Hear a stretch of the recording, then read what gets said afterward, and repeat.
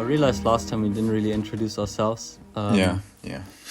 So, yeah, maybe to start off this podcast, we can all just quickly introduce ourselves. So I'll just introduce you guys. I'm Tayjib.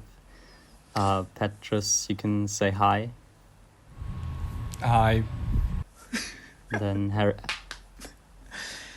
Hi. Harrison. Hi, I'm Harrison. Yeah. Okay.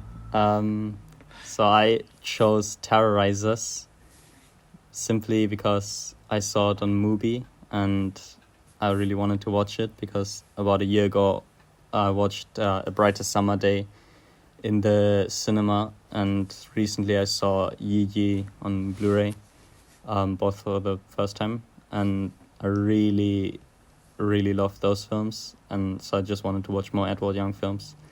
So I just picked it for us to see and talk about.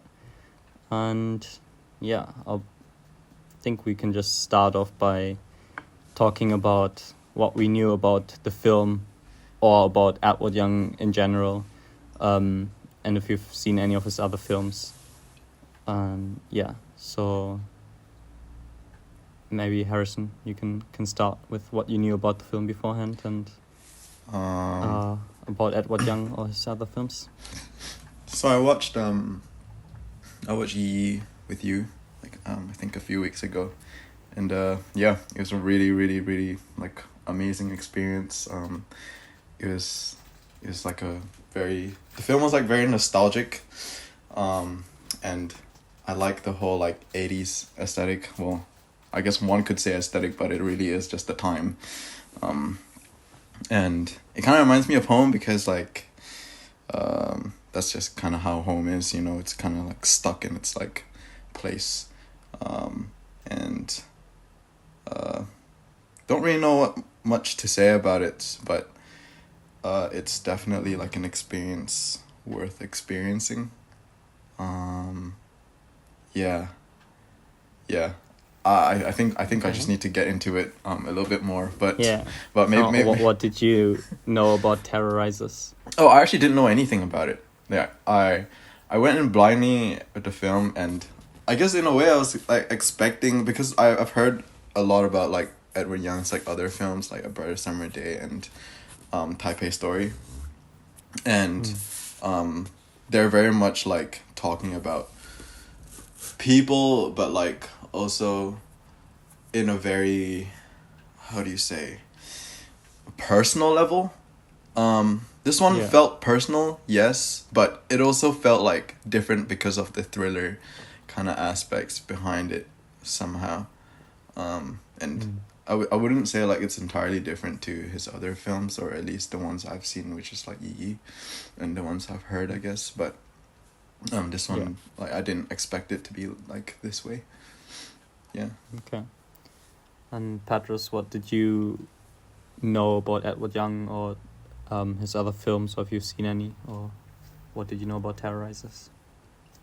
I think Terrorizers itself, I didn't really know anything about it, even that it existed, in a broader sense, because I did know whenever either us or just me, my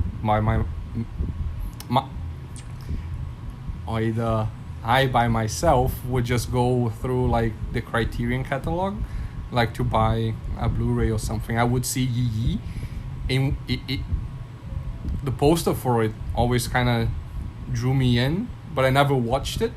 But then after you mentioned that it was by the same guy, I was kind of interested, especially because I never heard of it in any sense. And whenever I would look the poster up or something, it would be the image of the pictures of the girl, but all of them divided. And to me, that kind of struck me as okay, what the fuck am I gonna watch? By accident, I think I've read one or two Letterboxd reviews, those reviews are 2 sentences long, and they kind of said something about how everyone was really awful in the film, meaning the people being portrayed were awful people. then I don't know why I expected something like really violent and kind of bloody or something, but then like I guess fuck those reviews, because the people portrayed are kind of uniquely bad in their own ways, but like the film was very quiet, like a vibe, like how Harrison said. I think there's something about the aesthetic of, I wouldn't think that the film is from necessarily a time other than people's fashion. Like I could see that it was set in the 80s because like how everyone looked, but like really if you took that out, like the way it was filmed, it does really look like there's like, I don't know, like there's no fixed period in time where the film was filmed, like 12 Angry Men to a certain extent, it's like if it just looked visually like slightly different, it wouldn't look like it was from the 80s, so that kind of like stuck in my head. Right. For me, like I said before, I watched A Brighter Summer Day and Yi, and I think what you said about the posters as well, like I also really love like all of the posters, and as far as I know, they're all photographs that Edward Young took himself, and they're always, at least let's say for Terrorizers and in Yi, not directly, but in Yi it has to do with other photographs that are in the film, and then obviously in Terrorizers we have the character of the young rich photographer who does these like printouts of like all of his photos and like has them in these like tiles that become like this huge portrait. And yeah, I feel like they're always so like perfect and just perfectly capture like the films. And yeah, I didn't know anything about Terrorizers either, and I only knew about it after I watched A Brighter Summer Day. I looked into his filmography. I've heard of Yi, A Brighter Summer Day, and Type of Story, but not really about any of his other films. And I read a little bit that some of the other ones are kind of like crime thrillers, and almost quite suspenseful, which I wouldn't expect after seeing A Brighter Summer Day and Yi. And even now with Terrorizers, like there's a lot of like, there's more suspense in Terrorizers. The other ones I feel are more so like very quiet, slow dramas, especially Yi. But I just love the way he like directs and like frames everything, and it's just like so powerful. A lot of times like even like you think the camera's really still, but he just does like very subtle moves. It's really good. And yeah, I maybe like first talking point, like for me, what I've noticed like throughout all of his films, he always constructs like a world through like individuals, by showing like making all of them like really well rounded and giving us like a really good insight into that person, and then you just understand how all of these people and their society and their world like works just by how like they all affect each other. And I think in each of the films, like at least that I've seen, like it's always like a bit of a different conclusion that you can draw from it. And in Terrorizers, I guess it's like how people like terrorize each other through their actions and their in like what they don't do. And yeah, and then I think if you look at the cover of it, like the poster, and which is like the tiles of the portrait, it's almost like all the little parts of it make up the whole like picture. I mean, yeah, it's pretty good. So yeah, what did you guys have like any like impressions or like from the film, like Harrison maybe? I think from like a filmmaking sense, like after seeing like like Edward Young, when he frames like everything, like it's almost like we're like watching them from like a distance, like not too close, and I kind of realized like even from like Yi, like we never actually see like a close up, it's always like at least like a mid shot, and I think even here it's like less less mid shots, and that kind of just like that made me feel like, wow, you know, we're kind of in that room with them, we're like seeing them, and like we know what's going on, but at the same time it's like we're experiencing it with them. And like I think that's like my favorite like thing that Edward Young does. I don't know if his other films are like that. Is Brighter Summer Day like that as well?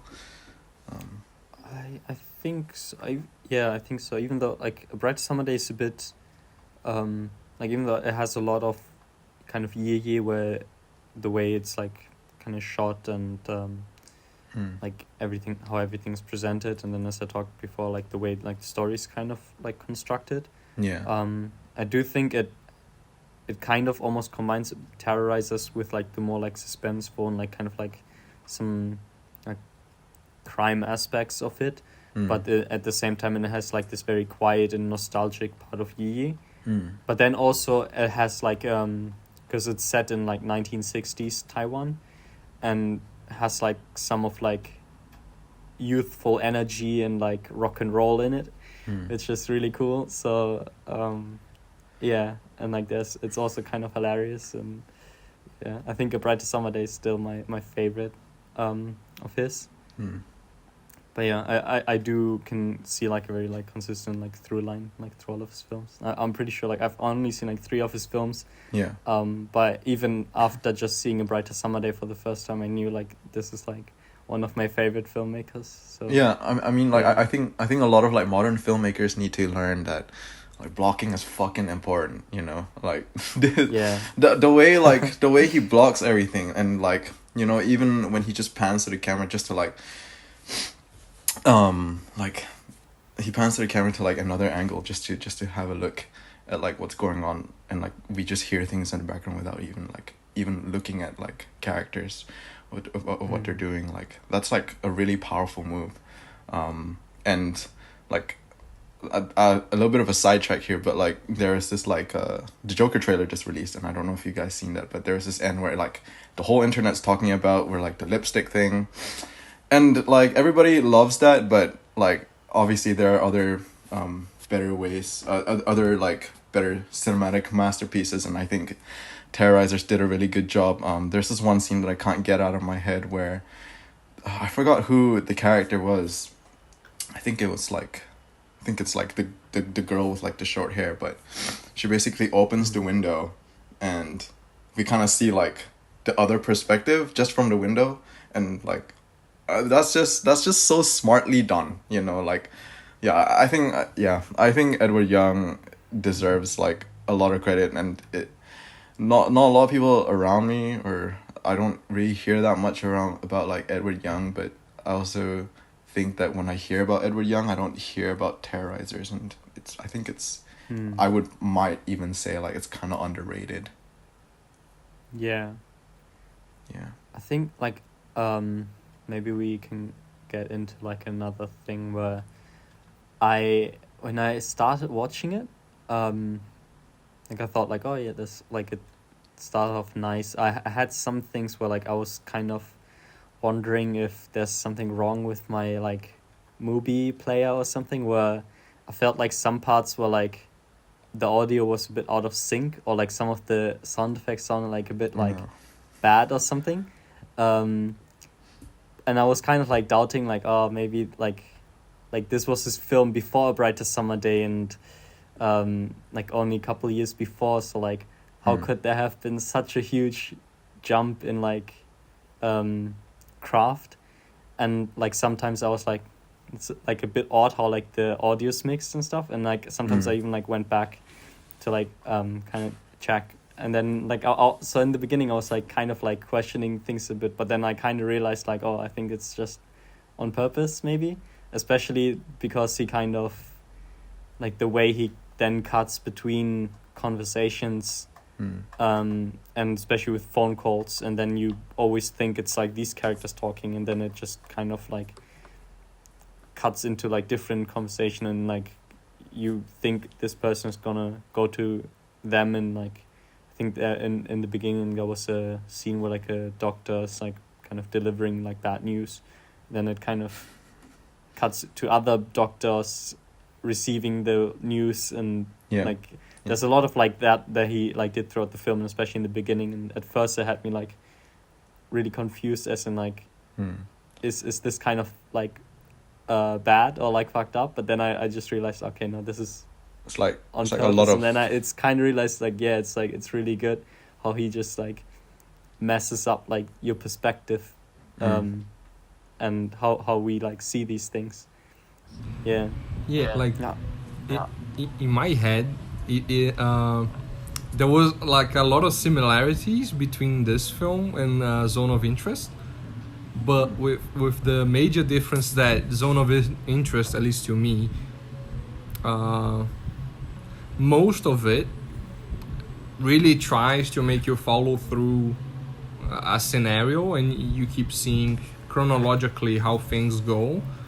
Meaning like, if someone opens the door, usually you hit like Jonathan Glazer just cuts to someone on the same thing doing the motion still, so you can be like, okay, this is exactly where the thing is, blah blah blah. Sometimes it would confuse us in a sense with like changing to like some random ass person just putting fruits in weird places. But like with this film, as in with Zone of Interest, it feels like he got, I don't know, like a borough where the film takes place, and he just started filming things happening there. Like it does really feel like the film could take place anywhere within the city, but like it just so happens that it's about these three people, and then like just the amount of insert shots or like silence or non-related things that he films. Like I think towards the end there's a scene where someone's walking away from something, and they start walking like out of frame in a specific shot, and then it cuts to like a doorway, like a door frame, and then for like 3 seconds or like more, there's no one there, and he just keeps the camera there until like the guy finally comes over and leaves. It's like he really does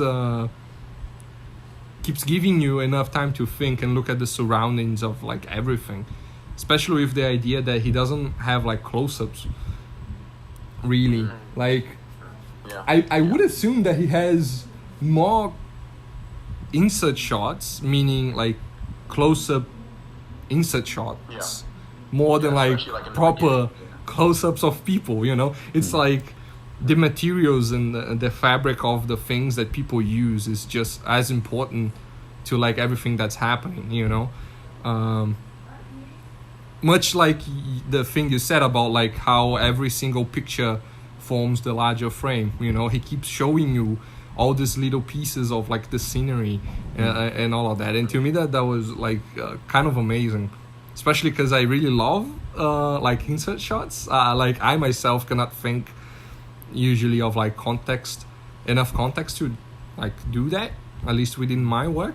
But whenever people do behave in this way, I love it. It's like even Christopher Nolan at the beginning of his career, like with Following, he did a lot of that, and I always like loved it.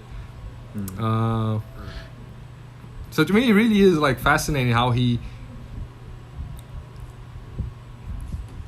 just portrays the time and place, and you really do get a familiar sense of like everything's happening, how everything's happening.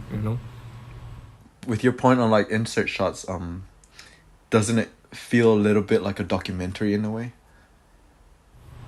Yeah, like as if like Edward Yang was just kind of God, and he could just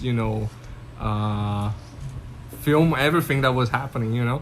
Like even the idea that I don't think he ever uses, I mean technically I wouldn't know, but the feeling I get is that he never uses different lenses. It always feels like it's, I don't know, like a 50 to 100 mil, something that is not like really crashing, like when you see both cuts, because everyone always has like a very distinct look, like how you said, like we always far away enough where it's not that intimate, so the person can display like there's a certain level of ambiguity to whatever people are doing, but he always just shows everything, you know, like one shot in particular that just got stuck in my head was the one of like the girl that has a brother, like when she's scamming someone to like not have sex or something. Like I couldn't exactly understand what they were doing, but like his brother is like laying on the bed and there's a guy with the towel coming in, and the guy just does like this weird Bruce Lee, I'm gonna get up but without touching the ground with my arms. And I just kept thinking like I think Edward Yang might be one of the few people that would record that specific action in that specific way, because he just doesn't cut. It's like the guy tries to do a power play and it's kind of effective because that shit's really hard to do, but it also looks kind of stupid because it's like it's being so extra, you know. And the film really gives you the liberty to take the meaning of that upon yourself, you know. It doesn't over direct you into thinking anything specific, you know. So to me that's much like real life, I guess, you know. You never know for sure specific things, but I don't know, like I find it really fascinating. And kind of like how we talk, like our viewing experiences were kind of trash, as in how we watched the film, because I also had a lot of troubles where I'll get into it later, but still the film held our attention and kind of like everyone seemed to like it, you know. Like even like see it in high regard, even having like a shit viewing, you know. Yeah, I think like I did like struggle a little bit in the beginning with like the audio, and like I think even like later on like I like picked up on like kind of like things that sounded like ADR, or like especially with like the sound design, like things that were like kind of weird. But then yeah, like I did just kind of like let it go, and I just tried to like follow.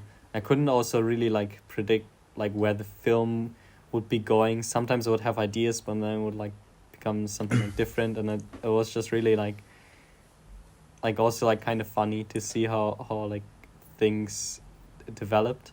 I don't know if this might ruin like the film experience, but so I noticed, so the thing that I kind of noticed with like Edward Young, I guess because it's also Taiwan culture, but they switch between dialects of like Hokkien and Mandarin, and there are certain scenes where you can tell from like the person's mouth that they're speaking Mandarin, but it's dialogued over Hokkien.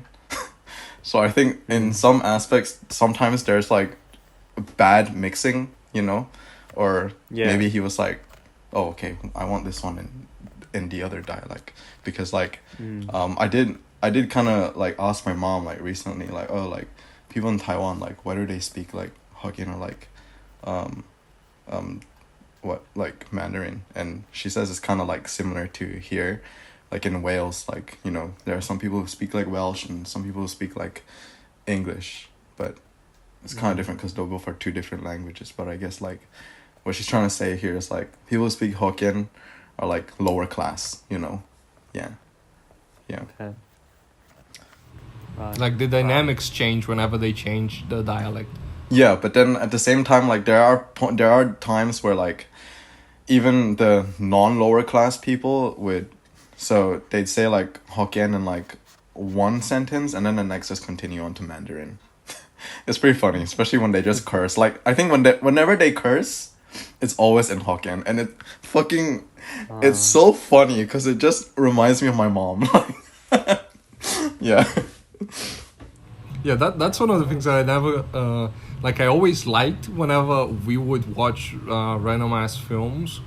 Is that the idea that each of us can really, of like specific parts of the world, we kind of complement each other. Like Tayjib would understand more of the European culture related things. I could get like some of South America, and then Harrison will get like the Asian parts. like because there's so many specific cultural or ethnical dynamics of things that to me are just fascinating because I cannot even think about them, like just by whenever we would watch like either Chinese films or films from Hong Kong, it would always point that out of like how people switch dialects or accents or like whatever or languages, and that would just go right through my head. It's like even the idea that the police officer's bathroom had like this huge fucking bath. Like to me, it's just so interesting. It's like he dedicated an entire room to just I'm gonna dip in water. It's like I don't know. Like I kept thinking about how much of the film I couldn't understand because of those types of dynamics. Like to me, like the writer girl or woman, I guess. Like from frame one where she was presented, I could tell that she would either get a divorce or like a separation from the person she was with just by her looks. And now that I think about it, a lot of the characters, it kind of course not all characters, but like most of the characters, they kind of end up in the same place they began, but just with like different contexts. Like I would know that she'll get separated just by looking at her in that sense, but then other people I couldn't really tell if they were serving like some specific archetype or something. I don't even know what I'm saying now, but like I just found it interesting, like that the film has so much cultural texture, to just kind of admire. Like even to the extent that I think that I would like this film more after watching more films by Edward Yang, because in my head, in some form, you would add more context to how this film behaves. Almost as if I know I couldn't understand the entire film now because I need something more to just prop me up to understand it later, Or like even watching the first part 11 fucking times, the first 10 minutes, there were things that I kept like. Sometimes I wouldn't pay attention because it was like 11 times, but like sometimes I would, and I would start to see different things from what he was presenting at the beginning. So to me, it's really palpable that the film has this many layers to undo. When you watch it like time and time again. I think one of the things that I thought about was not just how he presents how like people like individuals like affect each other, and but also how everyone just has like their own perspective and like their own truth, and how they try to push that onto other people. How like we have the young photographer who reads who perchance meets the writer woman because of the prank call, and then later on he finds her in the newspaper, reads the book, and realizes a connection between what happened, and then goes to the husband, ex-husband, the doctor, and tells him about why she thought that he was cheating on her, but in the end the writer woman she also says oh, it's just fiction, it's not exactly how I thought about it. So we all have these people who I guess kind of have their own perspective, make up their own stories, think that their truth is the truth, and they have to reveal it and give it to other people, and you see how each person's truth, and then also other stories and works of fiction, how that affects other people and like pushes them to like do things. And obviously like we all love watching films, and like we get like new perspectives from it, and you know, like we then think about things differently. So I think that there's like a kind of like a nice connection like in there too. So You brought up the point with the writer, the photographer knowing about the prank call to the writer from the girl. That scene kind of made me like weird, like, because they only started talking after that. But how did he know? You know, they never really. I couldn't really puzzle that out. Like, did I miss something, or? I think it was the context of the novella and the girl's face or something. I think he kind of knew who he was calling to a certain extent. Like it was that he at first saw like stalked the like gang and this young like short-haired girl, and then the short-haired girl later kept pranking this apartment where he moved to, and sending people to that apartment and sending the fire trucks there. So he was living there and getting like was on the receiving end of all the pranks. Yeah. And one of them was the writer woman just showing up weirdly, and he had this weird encounter with her. And then later he met the short-haired girl who actually came to him, and then he found out that she was behind all these pranks. Yeah, I mean, like... And then he saw the writer in the newspaper. I think he read the book and saw that like someone like that called her, and then he realized that the person who called her, because he met both of them, like that this was just like another prank call. Yeah, see, like, I think that's what's like so great about these films, because like they never specifically tell you this, you know.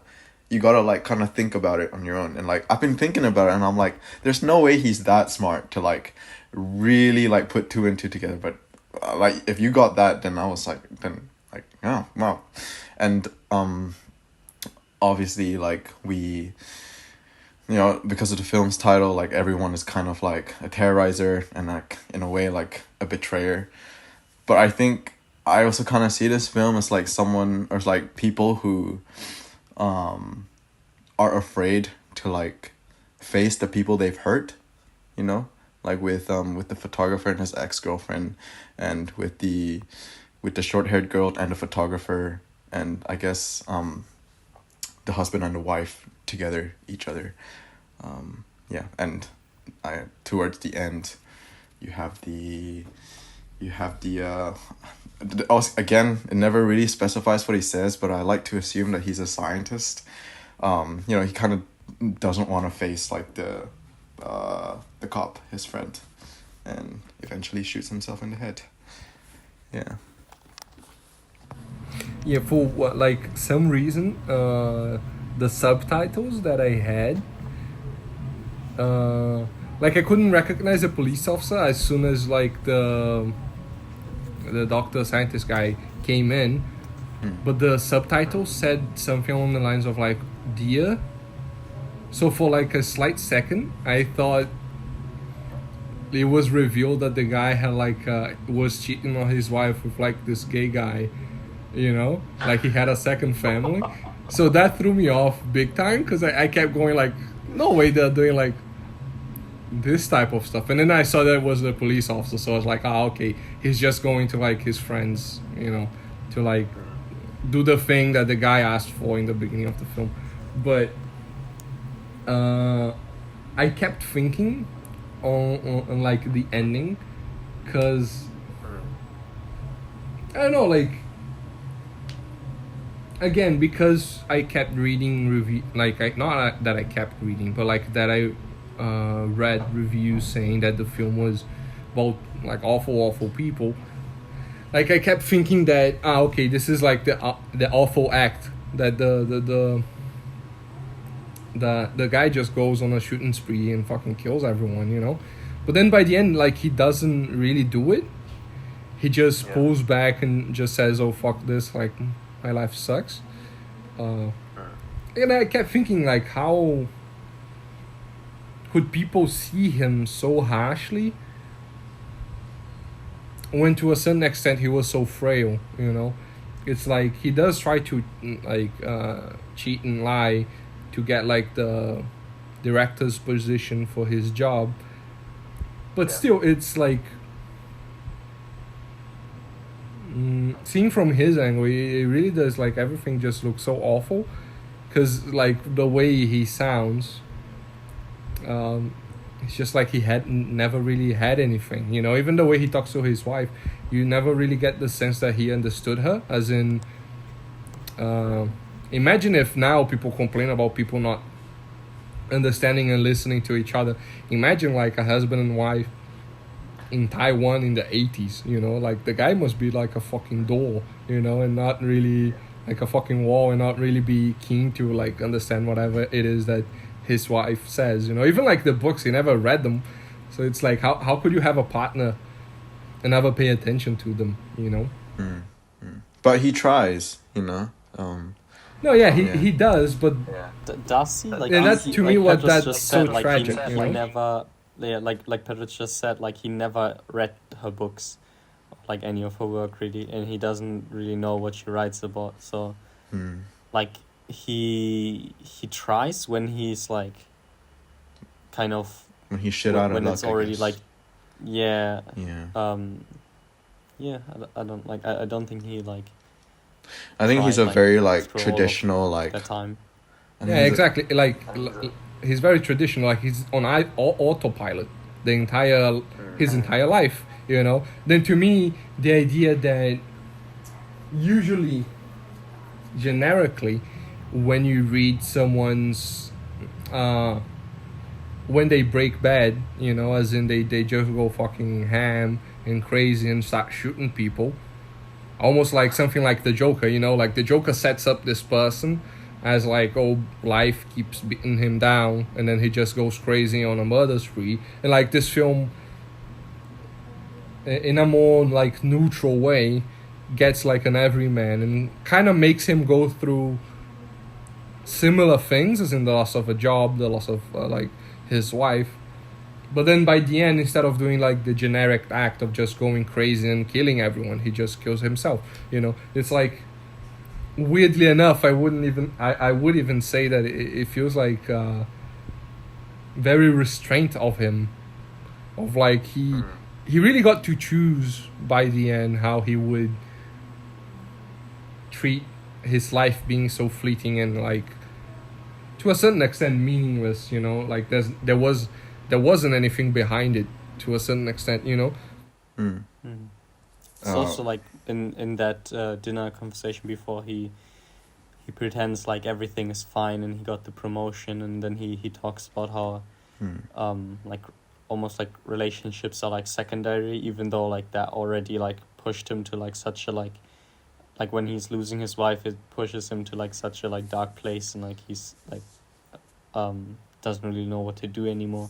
And then starts like kind of lying to people that like it's all fine in their marriage. And then he also says how like the man's like most important thing is their career, you know, like if their career is good, like it's all good. So he's like telling his friend like, oh yeah, I lost her, but like I got the promotion, but we know he didn't get the promotion. So he keeps like trying to like bring this act up, and like especially I think like I at that point I kind of thought like that he would kill himself. Like it sounded like he was such like at this like, you know, at like the very end, like he before we see him struggle with the wife with his marriage, and then the work stuff seems to kind of like makes like go well, but then he basically loses both, and we see him, you know, at the very end. So like I thought, or like maybe, you know, maybe this is it for him. And then we see this entire like murder spree, in which it also was like I had like again like thoughts of like, oh, it's like a little bit odd, you know, like whenever he shoots people there's no like blood or anything really, except for like on that one guy's shirt a little bit. But we see like almost like a straight headshot on the husband, the wife's new husband, and you know there's no blood or anything. He just like kind of drops, like it looks kind of bad, and then we get the cut, and there's like the actual ending of, you know, what actually happens to him, and there it actually looked, yeah, and there it actually, like, it looks very, like, graphic, you know, and very, like, real, like, with all the, like, the blood splatter, like, on the wall, and like how his head is there, like, bleeding into the bath, I think, even. Yeah, I've been thinking about how, like, that last scene was cut because, like, I think in my review I said something about, like, cowardliness and how it's cut within his perspective, and with, like, the friend later finding out. It feels like very, how do you say, like, smartly ambiguous, but it also shows us everything, you know? It tells us, like, tells us what he thinks, but it also tells us, like, what he doesn't want, but it also tells us, like, what really happens. Like, 3 things in just a few cuts, you know? Yeah, like, it had a very similar feel, at least to me, to, like, ley lines, to a certain extent. I don't know if it's the... Right? Like, in, like, both films stylistically, they're, like, very different. To a certain extent, the subject matter as well. But, like, there's something so similar to this... The way time goes and flows within the material, you know? Even the idea that I think he... Like, if you really look into it, it would be obvious that he would just kill himself instead of going on a murder spree. Because, like you were saying, he was reflecting on, like, jobs and the way his life went, and, like, how he didn't really care for, like, people in relationships, and he just instead chose his career. And that when he says that, like, when he's lying about, oh, I got the promotion, he says, oh, all my hard work paid off. Now I'm gonna work even harder. And you can clearly tell he's kind of, like, holding back tears to a certain extent, like his eyes are kind of watery.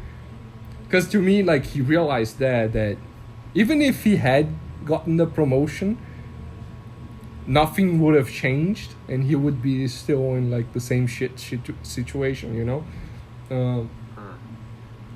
So I don't know, like, to me, every single relationship within the film it's so fucking sad, you know? Like, if you really think about it. And it's so clashing with, like, all the other reviews and stuff that I've read, you know? People like to talk about, like, that one... People like to talk about, like, how Silence of the Lambs, like, cut between, like, meeting Hannibal and, like, busting into Hannibal's house. But I think this one is a lot more smartly done, although they're quite similar or different, you know? It's more tasteful, you know? Because, like, in Silence of the Lambs, to me, it's really... They try to fake suspense and, like, excitement. Like, it's almost as if you can tell that the film is trying really hard to do something that ultimately won't really pull off. Like, I wasn't... Even, like, I first watched Silence of the Lambs, I think I was, like, 14 or something. I didn't quite understand a lot of the psychological implications that the film had, because I was, like, a fucking stupid child. But to me, even when that scene played out, I could tell that it wasn't the same house, because it was trying too hard, you know? And then with something like this,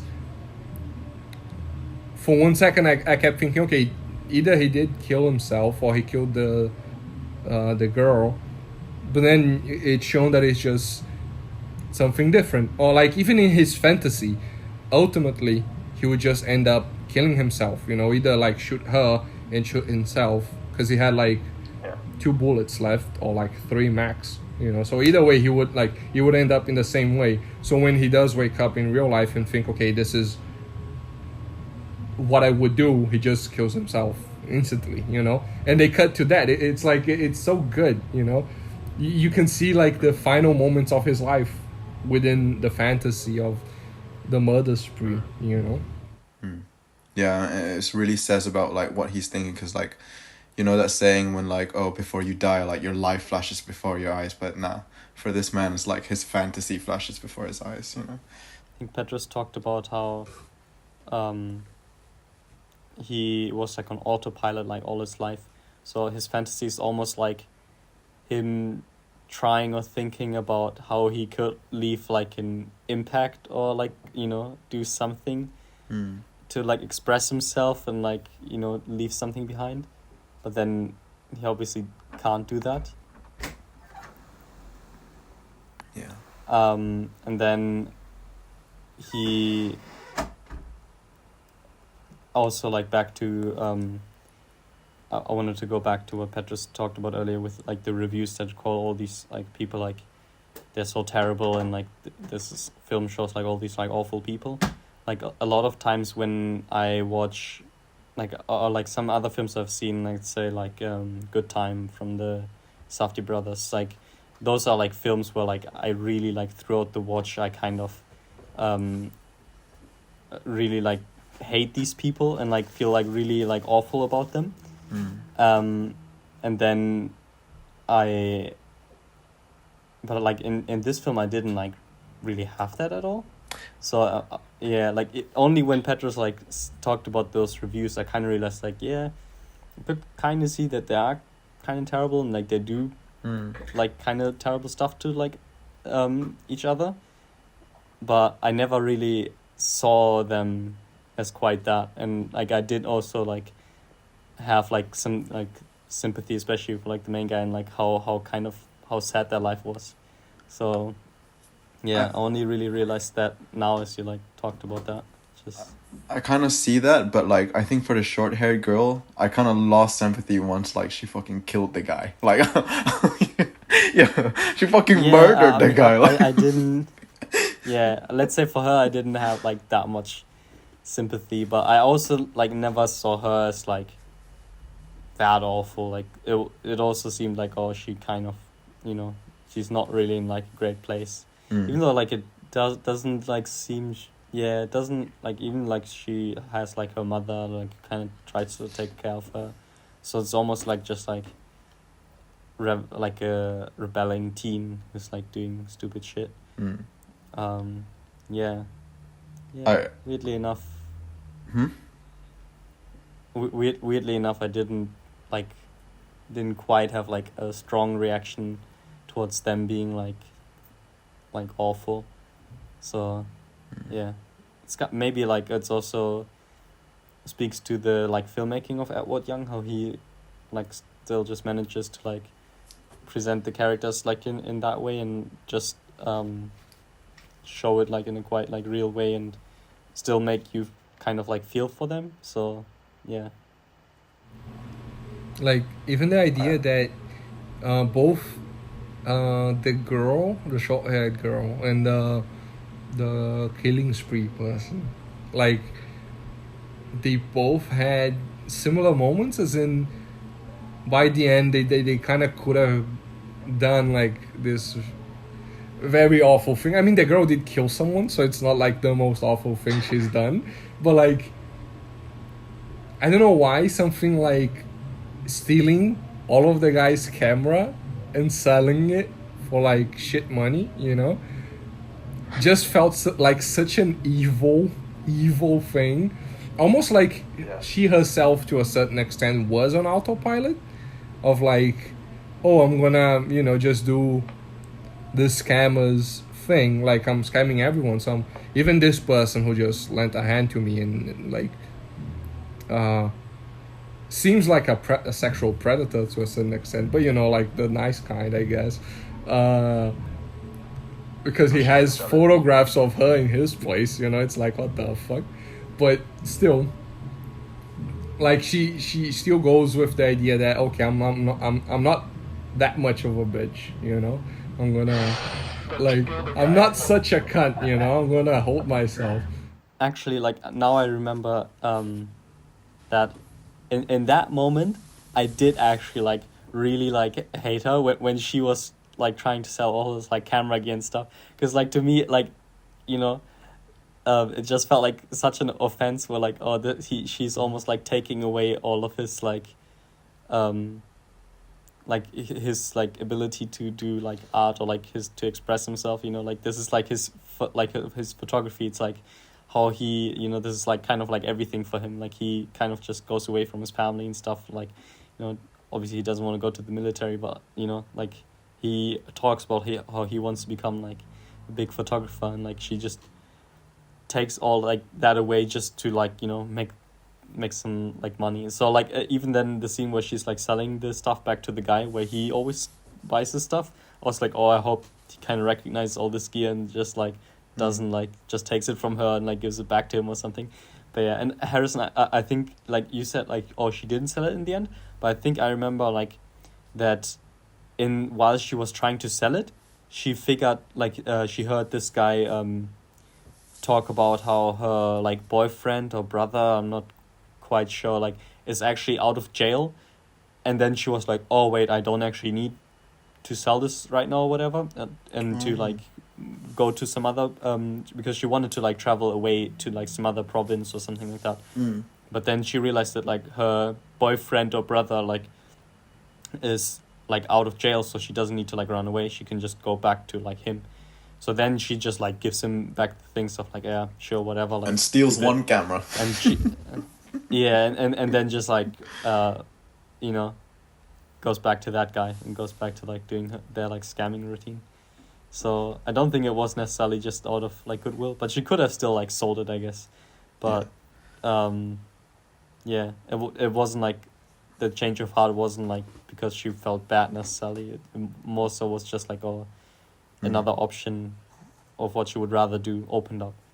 But I just want to keep this one like what I want to say, because I mentioned it in the last one, but like the music fits the aesthetic so nicely, Ooh, that one scene, with the silhouette and everything, I think that is beautiful,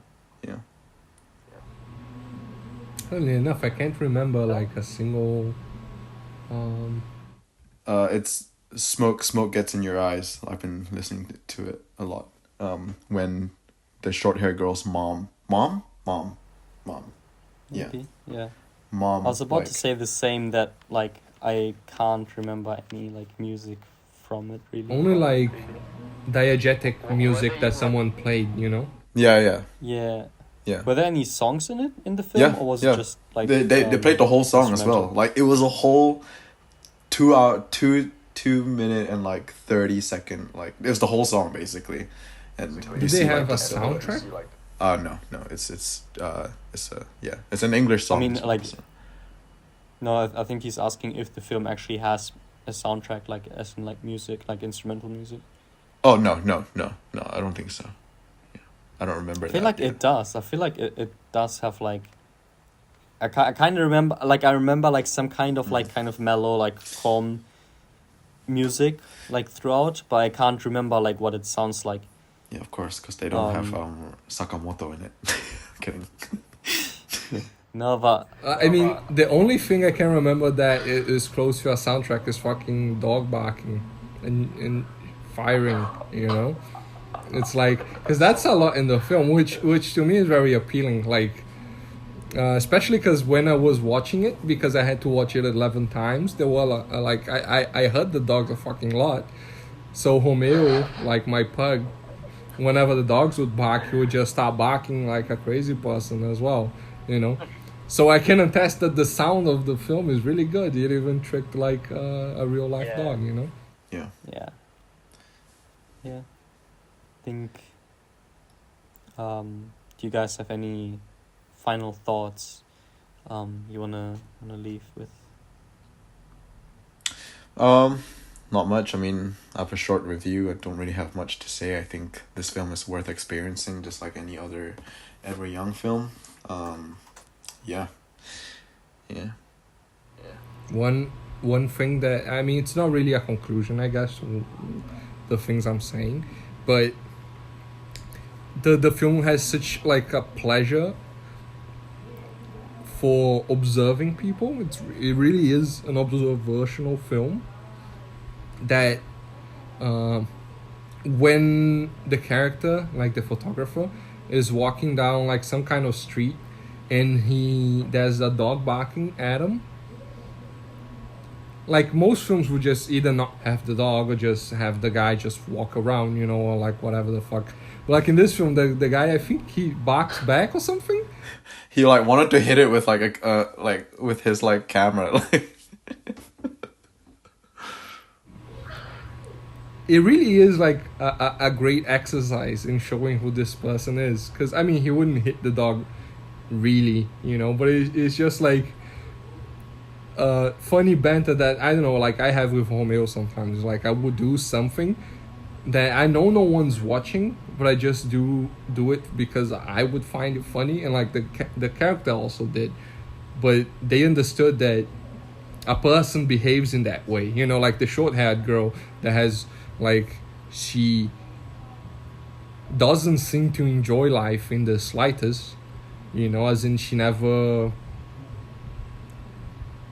Much like the salaryman that we follow throughout the film, she doesn't really seem to give a shit about like relationships and other things. It just focuses on like this specific thing. Even her brother, like we never seen them talking or like anything like that.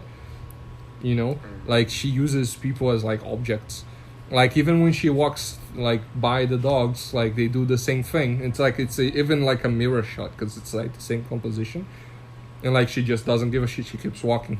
Like she doesn't take in the surroundings or wants to enjoy life. And I think that might be why she ended up not wanting to sell it, because she would be going on autopilot again. And she kind of saw that, I'm just gonna destroy this person's both livelihood, but just how they observe reality and take in things. Almost like to a certain extent he did win her over, even though she just continued on her life path. I would like to think that her outlook somewhat changed. Yeah. Yeah, and I love how he manages to like do, like Edward Young manages to do like all of that without like a lot of dialogue, and like characters never really act like a lot. It's very like internal, and even just like you said, the scenes with the dog, it's even when the characters don't do much, it's like the world around them does a lot, and then you just see like their reactions, even if they're like really minimal, like just like showing us so clearly like who these people are. And also like randomly had like remembered like how in the beginning there were like when the photographer like is walking around, like I just like the way it seemed kind of like idyllic, even though there's like this crime scene going on. It was kind of like really odd but really nice. And it was kind of funny how he kind of intercut the sound of like the police like cocking their guns and like gunshots with the photographer like stalking and like shooting people, almost as if he's like the terrorist, like shooting but actually photographing like random people. Yeah, I quite enjoyed that. And I wonder, like I don't know too much about Edward Young himself, so maybe like go back to reading more about him, but I could see It him does maybe really feel like being, he's the photographer. yeah, exactly. Like I don't know, like if he actually also comes from like kind of like a rich family or something like that, but yeah, especially with him always taking the photos that end up being the film posters, and then he has such a good sense of framing. I feel like he might have started out as a photographer maybe, but so yeah, I could see him having some inspiration, like having put some of himself into that photographer character. Yeah, I think maybe I don't have much more to say. Or like maybe just like the ending shot, or not ending shot, but one of the ending scene where in the dream, like he withheld so much of the like graphic violence, like he shoots people but it's not very graphic. Yeah. Like I think to me like that helped a lot with his own, like when the doctor shoots himself. We don't even see him shoot himself, but just like the image of him being dead shot. Yeah. Like the blood that on was the so wall. like like that was so striking, like just because he like withheld that graphicness like beforehand. Don't think I have much more to say really, other than I think Pettrus if you can, at some point, like try to see A Brighter Summer Day in Yi. So you would like it. I'll go search and watch Brighter Summer Day, because even like the poster, goddamn, I really want to watch. Especially after this, like I want to see like the rest of his filmography. All right, yeah. Final segment. Pettrus will host the next podcast and pick the next film. So Yeah, I did have the film on my head. I knew which one I was gonna choose, but I forgot to like have it in my head all the way to now. Let me like try to remember. Was it Talented Mr. Ripley? Yes, yeah, Talented Mr. Ripley. I think that's like a masterclass of tension, psychology, the way like people interact and behave, and like one of my favorite aspects of filmmaking that I don't know if I knew that I liked this so much up until like recently. I love psychosexual relations in cinema. Like, whenever films portray both sex, the psychology behind sex, and people kind of discovering themselves within that, meaning, like, not necessarily like sex scenes, but like sexual tension amongst, like certain people and things. And like much like Talented Mr. Ripley, like I love it. Like this film even like has some of that if it wasn't sexual, You mean Terrorizers? Yeah, Terrorizers kind of like has something similar, but more on reality, not like sex, But to me, something like Talented Mr. Ripley is very sexual, in a sense. Even though it's not graphically in any way very sexual, I don't know if that's clear.